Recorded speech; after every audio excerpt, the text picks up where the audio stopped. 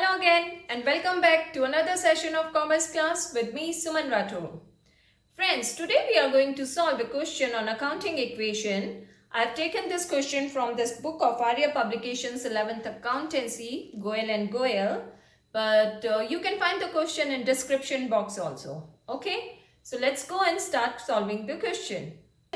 It's question number 2B on page number 6.24, Transactions of Rajaram. This is the format of accounting equation. First is serial number, then transactions. All the transactions will be recorded here. But I have already recorded the transactions so that we can save the time. Then assets column and then equal to liabilities plus capital column. Okay. This assets column has been kept wide so that we can make different columns of different asset as per the requirement of the question. So let's start the question now. First is started business with cash rupees 1,20,000. So what is coming in the business? It's cash rupees 1,20,000 for starting the business. Okay. So we will create a cash column here on the asset side with the name cash. And we'll enter this 1,20,000 here in the cash column because this cash is coming in the business and this cash is coming in the business by way of capital, right? So we will record this 1,20,000 here also in the capital column. Now after every transaction we have to make an equation and we have to check that this equation should always balances. Okay, so here in this case this is our first equation, so we'll name it as equation and then 1,20,000 here in the cash column on the asset side and 1,20,000 here on the capital column. Okay, so now as you can see this equation is balancing, so we will put an equal to sign here in the middle. Now second transaction, purchase typewriter for cash rupees 8,000 for office use. Now the point here is that he is purchasing typewriter worth rupees 8,000 for office use. Now this is purchased for office use, so we'll consider it as an asset of the firm and we'll create another column here with the name typewriter. Okay, this typewriter is purchased for rupees 8,000, so 8,000 will be added here in the typewriter column. 8,000 rupees typewriter is purchased by paying cash rupees 8,000. So we will deduct 8,000 from the cash column here. Now this typewriter, as the statement says that this typewriter is purchased for office use. If the statement was like the typewriter was purchased for his personal use, in that case we would have considered this typewriter as his drawings. Okay, this amount as his drawings, and in that case we would have deducted this 8,000 from the cash here and 8,000 from the capital here because drawings are always deducted from the capital. Okay, but in this case it is purchased for office use, so we will do the simple transaction and this is like 8,000 cash is deducted for purchasing the typewriter and typewriter is coming in the business, so 8,000 will be added in the business assets. Now again time to form the new equation. 1,20,000 minus 8,000, 12,000 here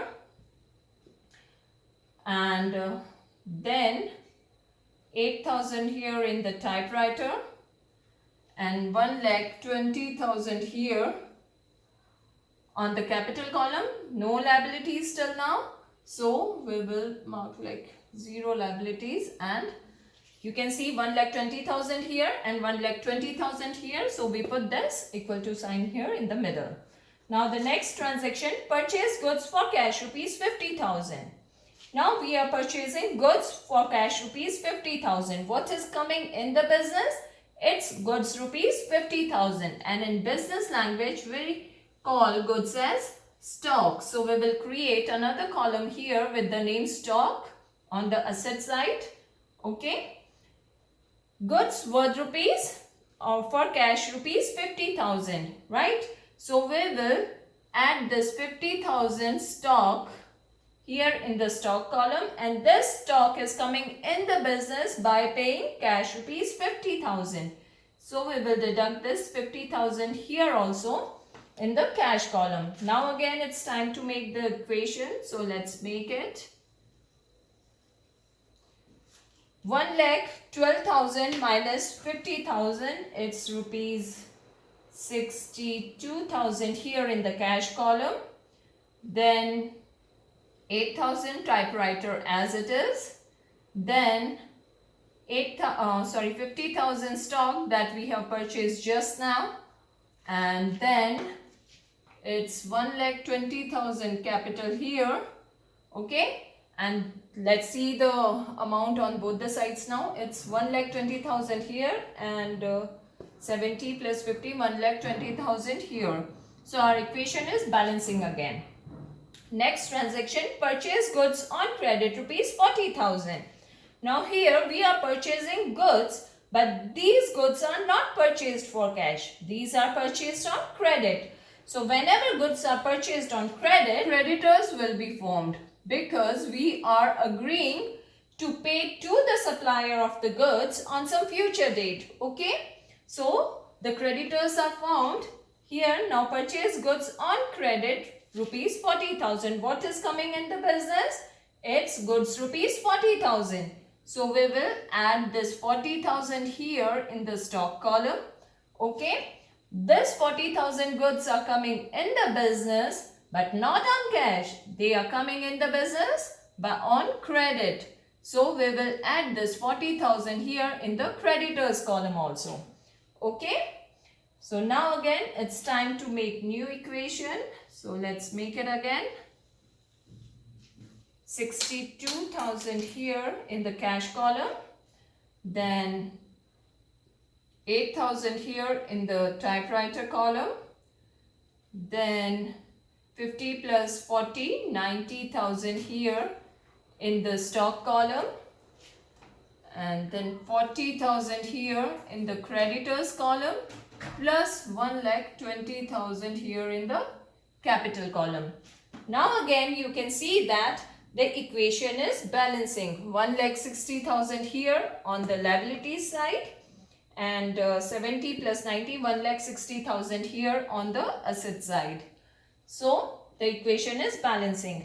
Now the next point, sold goods costing rupees 60,000 for rupees 80,000 on credit. Now let's understand this point. Selling price of goods is rupees 80,000, right? And cost price of goods is rupees 60,000. Now the formula for calculating profit or loss is selling price minus cost price. Here in this case we are earning profit worth rupees 20,000 because selling price is greater than the cost price. Now the point to be noted here is that this 80,000, this is not our cash sales. This is our credit sales. And when we do credit sales, we create debtors for the firm. Now what are debtors? I'll explain you after this point, okay? Now this 60,000 stock is going out of the business. So we will deduct this amount of rupees 60,000 from the stock, okay? And this profit amount of rupees 20,000 will be added to the capital because profits always increase the amount of capital. So we will add this 20,000 to the capital, okay? So now let's record the transaction. Goods costing rupees 60,000 are sold for rupees 80,000. So what is going out of the business? It's goods worth rupees 60,000. So we are deducting this 60,000 from the stock here. These goods are going out of the business, but no cash is coming because we are selling these goods on credit. And when goods are sold on credit, debtors are formed. Okay, I'll explain this term after this transaction. So these 60,000 goods are sold for rupees 80,000 on credit. So we are adding this 80,000 here in the debtors column. Okay, 60,000 goods are sold for 80,000. So the profit of rupees 20,000 will be added to the capital. Now always remember that profit will always be added to the capital and losses will always be deducted from the capital. Now again it's time to make the new equation. So let's make it. It's 62,000 here in the cash column plus 8,000 in the typewriter column plus 30,000 here in the stock column plus 80,000 here in the debtors column, then 40,000 here and 1,40,000 here in the capital column. Okay, so now again you can see that this equation is balancing. 1,80,000 here on the liability side and 1,80,000 here on the asset side. Okay. Now debtors are the persons or parties to whom goods have been sold but the payment has not been received and it is due to come in future. And a debtor will remain debtor until he makes the full payment and they are considered as assets of the firm. Now let's see the next transaction. Paid rent rupees 1,500 and salaries rupees 2,000. So here we are paying. So cash is going out of the business. So we will deduct this 1,500 plus 2,000, that is 3,500 from the cash column here, and this 3,500 that we are paying by way of rent and salary is an expense for the business. Okay, so we will deduct this from the capital also because expenses always reduce the amount of capital. Okay, so now again it's time to make the new equation. So let's make it. It's 1,36,500 in the capital column, then 40,000 here in the creditors column, then 80,000 here in the debtors column, then 30,000 here in the stock column, then 8,000 here in the typewriter column, and 58,500 here in the cash column. So now again you can see that the equation is balancing. It's 1,76,500 here in the on the liability side and 1,76,500 here on the asset side. So equation is balancing.